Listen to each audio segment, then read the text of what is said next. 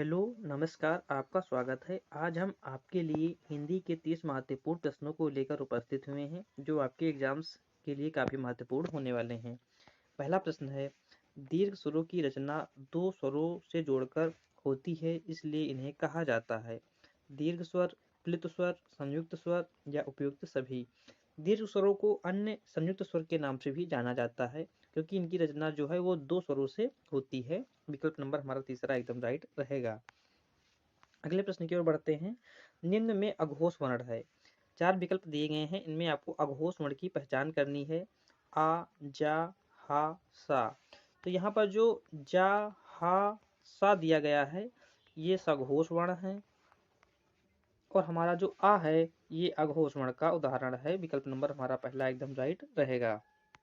अगला प्रश्न है, स्वर रहित रा का प्रयोग हुआ है। जो स्वर रहित रा का प्रयोग जो है किस विकल्प में किया गया है? ट्रक में, पुनर्निर्माण में, नाटक में, सत्र में। स्वर रहित रा का प्रयोग पुनर्निर्माण में किया गया है। विकल्प नंबर हमारा दूसरा सही रहेगा। अगले प्रश्न की ओर बढ़ते हैं। 4 नंबर प्रश्न हमारा है, कौशल्या का शुद्ध वर्तनी, कौशल्या शब्द जो है उसकी शुद्ध वर्तनी क्या है? कौशल्या, कौशल्या, कौशल्य या उपयुक्त सभी। जो कौशल्या है इसकी शुद्ध वर्तनी जो है हमारे विकल्प नंबर 1 में दी गई है, कौशल्या। नेक्स्ट प्रश्न की ओर बढ़ते हैं। 5 नंबर प्रश्न है, अभ्यंतर का तद्भव रूप क्या है? भीतर, बाहर, गहरा या अंदर। जो अभ्यंतर शब्द है इसका जो तद्भव रूप होता है वो होता है भीतर।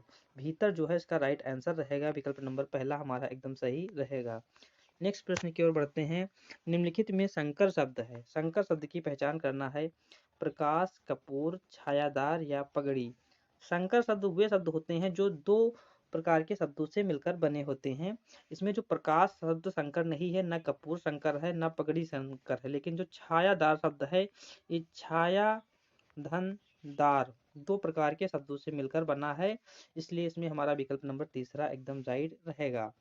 नेक्स्ट प्रश्न की ओर बढ़ते हैं। 7 नंबर प्रश्न है, निम्न में कौन सा शब्द देशज नहीं है? कौन सा शब्द जो है वो देशज नहीं है? तेंदुआ, जूता, नौ या रिक्शा। तेंदुआ, जूता और नौ ये तीनों शब्द देशज शब्द के उदाहरण हैं, लेकिन जो हमारा रिक्शा शब्द है ये विदेशी शब्द का उदाहरण है। विकल्प नंबर हमारा चौथा सही रहेगा। 8 नंबर प्रश्न है, जिस शब्द का कोई सार्थक खंड ना हो उसे क्या कहते हैं? वो जिस शब्द का कोई सार्थक खंड ना हो उसे क्या कहते हैं? तो हमारा इसमें कौन सा विकल्प सही रहेगा? पहला ऑप्शन है यौगिक, दूसरा है योग रूढ़, तीसरा है रूढ़, चौथा है उपयुक्त में से कोई नहीं। जिस शब्द का कोई सार्थक खंड ना हो सके उसे यौगिक कहते हैं। विकल्प नंबर हमारा पहला एकदम सही रहेगा, यौगिक। अगला प्रश्न है हमारा, सदैव में कौन सी संधि है? जो सदैव शब्द है इसमें कौन सी संधि है? गुण, वृद्धि, व्यंजन या विसर्ग। सदैव शब्द हमने अपने वीडियो के माध्यम से आपको बताया था, जहां पर द्वितीय वर्ण में डबल मात्राएं अय की मिलती हों वहां पर ज्यादातर चांस रहते हैं कि वृद्धि संधि जो है वहां रहती है, इसलिए विकल्प नंबर हमारा जो है यहाँ दूसरा सदैव, सदैव में वृद्धि संधि सही रहेगा। सदैव, तथैव इस तरह के जो शब्द होते हैं इसमें जो है हमारी वृद्धि संधि होती है।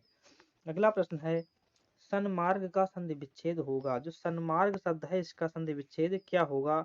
साधन मार्ग, सतधन मार्ग, सन धन मार्ग या सन धन मार्ग। 3 नंबर विकल्प में ना में हलंत नहीं है और 4 नंबर विकल्प में ना में हलंत है। सन्मार्ग शब्द का जो सही संधि विच्छेद होगा वो होगा सत धन मार्ग। विकल्प नंबर यहाँ दूसरा एकदम सही रहेगा, सत धन मार्ग बराबर सन्मार्ग। अगला प्रश्न है 11 नंबर, जनतंत्र, जनता का तंत्र। जनता का तंत्र, जब जनतंत्र का विग्रह करेंगे तो हो जाएगा जनता का तंत्र। में कौन सा समास किस समास के अंतर्गत आता है? संबंध तत्पुरुष, अधिकरण तत्पुरुष, करण तत्पुरुष या कर्म तत्पुरुष। जनतंत्र का शब्द आता है, जो का शब्द होता है वो संबंध तत्पुरुष का उदाहरण होता है। का, की, के ये संबंध का जो है चिन्ह होता है, इसलिए विकल्प नंबर हमारा पहला सही रहेगा, संबंध तत्पुरुष समास। नेक्स्ट प्रश्न हमारा है, जलद में कौन सा समास है? जो जलद शब्द है इसमें कौन सा समास है? बहुव्रीहि समास, द्वंद्व समास, कर्मधारय समास या तत्पुरुष समास। जलद शब्द, जलद शब्द का जो अर्थ होता है वो होता है बादल, जल जो देता है। अर्थात यहाँ पर हमारा जो दो पद किसी तीसरे पद की ओर इंगित करते हैं और ऐसी स्थिति में बहुब्रीहि समास होता है। विकल्प नंबर पहला हमारा सही रहेगा। अगला प्रश्न है, सुशांत शब्द में प्रयुक्त उपसर्ग तथा मूल शब्द के लिए सही विकल्प है। सुशांत शब्द में कौन सा उपसर्ग है और मूल शब्द कौन सा है? तो सुशांत, सुशांत, सुशांत में हमारा सु उपसर्ग है तथा शांत जो है मूल शब्द है। ऐसा जो है विकल्प नंबर पहले में दिया गया है, इसलिए विकल्प नंबर हमारा पहला एकदम राइट रहेगा। 14 नंबर प्रश्न है, प्रत्यय होता है, जो प्रत्यय है वो क्या होता है? वर्ण, शब्द, शब्दांश या विचार? जो प्रत्यय होता है वो एक प्रकार का शब्दांश होता है, शब्दांश होता है। और प्रत्यय जो है ये शब्द के अंत में लगाया जाता है। उपसर्ग शब्द के प्रथम में लगाया जाता है तथा जो प्रत्यय है वो शब्द के अंत में लगाया जाता है। अगला प्रश्न हमारा क्या है? 15 नंबर प्रश्न है, मित पर्याय है, जो मिति है वो किसका पर्याय है? तारीख, प्रकाश, रात या सूर्य? जो मित शब्द है ये हमारे दिनांक का पर्याय है, दिनांक या तारीख का पर्याय है मिति, इसलिए विकल्प नंबर हमारा जो है पहला सही रहेगा, तारीख। 16 नंबर प्रश्न है, विराट का विलोम होगा, जो विराट शब्द है इसका विलोम क्या होगा? क्षुद्र, शुद्ध, गहरा या सूक्ष्म? विराट शब्द का जो विलोम होगा वो होगा क्षुद्र, विकल्प नंबर हमारा पहला एकदम सही रहेगा। 16 नंबर प्रश्न है हमारा, यहाँ थोड़ा गलत हो गया है, 15 के बाद 17 आ गया है, इसे 16 होना चाहिए था। तो इसमें हमारा जो राइट आंसर होगा वो क्या होगा? मैंने तो कुछ नहीं किया वाक्य में तो व्याकरण की दृष्टि से क्या है? मैंने तो कुछ नहीं किया वाक्य में तो व्याकरण की दृष्टि से क्या है? मैंने तो विशेषण है, निपात है, अव्यय है या संबोधन है? मैंने तो कुछ नहीं किया, तो यहाँ जो तो है वो निपात का उदाहरण है, विकल्प नंबर यहाँ हमारा दूसरा एकदम राइट रहेगा। मैंने तो में तो जो है वो निपात का उदाहरण है। 18 नंबर प्रश्न है, सेना युद्ध क्षेत्र से आगे बढ़ी, इस वाक्य में संबंधवाचक शब्द क्या है? सेना जो है युद्ध क्षेत्र से आगे बढ़ी, इस वाक्य में संबंधवाचक शब्द क्या है? आगे, युद्ध, क्षेत्र, बढ़ी। तो इसमें जो हमारा संबंध वाचक शब्द है वो है विकल्प नंबर पहला, आगे। नेक्स्ट प्रश्न की ओर बढ़ते हैं। 19 नंबर प्रश्न हमारा है, चांदनी चौक में कौन सी संज्ञा है? जो चांदनी चौक है इसमें कौन सी संज्ञा है? चांदनी चौक एक स्थान का नाम है, इसमें कौन सी संज्ञा है? जातिवाचक, व्यक्तिवाचक, भाववाचक या उपयुक्त में से कोई नहीं? चांदनी चौक एक स्थान का नाम है, जहाँ पर स्थान का नाम की बात होती है वहां पर हमारा व्यक्तिवाचक संज्ञा होती है, विकल्प नंबर हमारा जो है दूसरा एकदम राइट रहेगा। अगले प्रश्न की ओर बढ़ते हैं। 20 नंबर प्रश्न है हमारा, स्त्री कपड़ा सीती है, स्त्री कपड़ा जो है सीती है, इसमें कौन सा वाच्य है? कृतवाच्य, कर्मवाच्य, भाववाच्य या उपयुक्त सभी? स्त्री कपड़ा सीती है, इसमें हमारा कृतवाच्य है, विकल्प नंबर हमारा पहला एकदम सही रहेगा। अगला प्रश्न है हमारा, नरेश सो रहा था वाक्य में कौन सा काल है? नरेश सो रहा था, पूर्ण भूतकाल, अपूर्ण भूतकाल, भविष्य काल या वर्तमान काल? भविष्य काल और वर्तमान काल तो इसमें होगा ही नहीं, पूर्ण भूतकाल भी नहीं होगा क्योंकि नरेश अभी सो रहा है, उसका काम जो अभी पूर्ण नहीं हुआ है, इसलिए इसमें अपूर्ण भूतकाल होगा, विकल्प नंबर हमारा दूसरा सही रहेगा। अगला प्रश्न हमारा है 22 नंबर, किस शब्द में विसर्ग संधि नहीं है? किस शब्द में जो है विसर्ग संधि नहीं है? अनुस्वार, मनोनुकूल, मनस्ताप या पयोद? तो अनुस्वार शब्द में विसर्ग संधि नहीं है, मनोनुकूल, मनस्ताप और पयोद में है विसर्ग संधि का प्रयोग किया गया है, लेकिन अनुस्वार में विसर्ग संधि का प्रयोग नहीं किया गया है, विकल्प नंबर पहला सही रहेगा। अगला प्रश्न है 23 नंबर, वर्तनी की दृष्टि से अशुद्ध शब्द है, वर्तनी की दृष्टि से जो अशुद्ध शब्द है वो कौन सा है? सदुपदेश, तदोपरांत, वाल्मीकि या अकिंचन? तो यहाँ तदोपरांत है ये अशुद्ध शब्द है, सदुपदेश भी सही है, वाल्मीकि भी सही है और अकिंचन भी सही है, लेकिन तदुपरांत जो शब्द है इसका जो सही रूप होगा वो होगा तदुपरांत, तदुपरांत, लेकिन यहाँ तदोपरांत जो है वो गलत है, इसलिए विकल्प नंबर हमारा दूसरा सही रहेगा।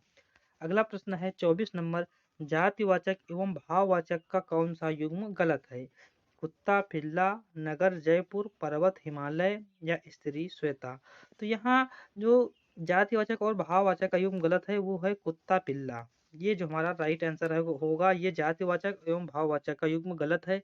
नगर जयपुर भी सही है, पर्वत हिमालय भी सही है और स्त्री श्वेता भी सही है, लेकिन कुत्ता पिल्ला जो है हमारा सही नहीं है। अगला प्रश्न है हमारा, नितांत शब्द का अर्थ है। जो नितांत शब्द होता है इसका अर्थ क्या है? बिल्कुल, कभी नहीं, आवश्यक या सब कुछ। नितांत शब्द का जो अर्थ होता है वो होता है बिल्कुल। विकल्प नंबर हमारा पहला सही रहेगा। 26 नंबर प्रश्न है, तम शब्द का पर्याय है। जो तम शब्द है इसका पर्याय क्या है? प्रकाश, अंधेरा, सूर्य या भाग्य। जो तम शब्द है इसका पर्याय होता है अंधकार, अंधकार या अंधेरा। इसलिए विकल्प नंबर हमारा यहाँ जो है दूसरा सही रहेगा। हमारा 27 नंबर प्रश्न है, आहा आप आ गए में आहा है। आहा आप आ गए में आहा क्या है? अव्यय, विशेषण, सर्वनाम या संज्ञा। आहा शब्द जो है वो अव्यय का उदाहरण है। विकल्प नंबर हमारा पहला एकदम सही रहेगा। अगला प्रश्न है, सर्वनाम के कितने भेद होते हैं? जो सर्वनाम होते हैं उनके कितने भेद होते हैं? 5, 4, 3 या 6। सर्वनाम के जो है वो 6 भेद होते हैं। विकल्प नंबर हमारा जो है चौथा एकदम सही रहेगा। 29 नंबर प्रश्न है, छंद में प्रयुक्त अक्षर को क्या कहते हैं? जो छंद होता है, दोहा, सोरठा, चौपाई, रोला, बरहमी, इस तरह के जो छंद होते हैं उनमें प्रयुक्त होने वाले अक्षर को क्या कहते हैं? वर्ण, शब्द, शब्दांश या तुक। छंद में प्रयुक्त होने वाले अक्षर को वर्ण कहा जाता है। विकल्प नंबर पहला हमारा एकदम सही रहेगा। अगला प्रश्न हमारा है, किस वाक्य में अकर्मक क्रिया है? श्याम हंसता है, राम खाना खाता है, गाय भूसा खाती है, वह साइकिल से बाजार जाता है। नीचे के 3 विकल्पों में जो है कर्म का प्रयोग किया गया है। राम खाना खाता है, गाय भूसा खाती है, वह साइकिल से बाजार जाता है। लेकिन श्याम हंसता है, श्याम क्या हंसता है? इसलिए इसमें कर्म का प्रयोग नहीं किया गया है और इसमें अकर्मक क्रिया है। विकल्प नंबर हमारा पहला सही रहेगा। मित्रों, ये रहे आज के हमारे 30 महत्वपूर्ण प्रश्न। अगर आपको हमारा ये वीडियो अच्छा लगा हो तो प्लीज़ कमेंट में ज़रूर बताएं। अगर अभी आपने हमारे चैनल को सब्सक्राइब नहीं किया है तो प्लीज़ वीडियो को लाइक करें, चैनल सब्सक्राइब करें, शेयर करें। धन्यवाद।